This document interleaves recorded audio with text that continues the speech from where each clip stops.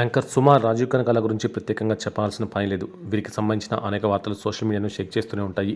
ఈ కపుల్ చాలా అన్యోన్యంగా ఉంటారు. కానీ చాలా రోజుల క్రితం వీరు విడాకులు తీసుకోబోతున్నారు, పిల్లల భవిష్యత్తు ఆలోచించి వీరు డైవర్స్ క్యాన్సిల్ చేసుకున్నారు అంటూ అనేక వార్తలు సోషల్ మీడియాలో వైరల్గా మారాయి. వీటిపై సుమ కనకాల స్పందిస్తూ కొట్టిపారేసింది.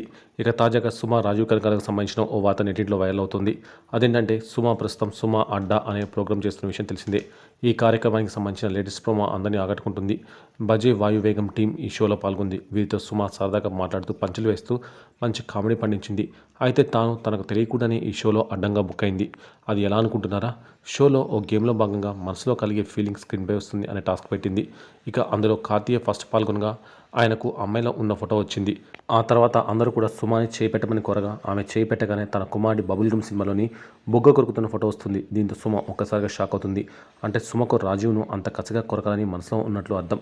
ఇక దీంతో అక్కడున్న వారందరూ తెగ నవ్వేశారు.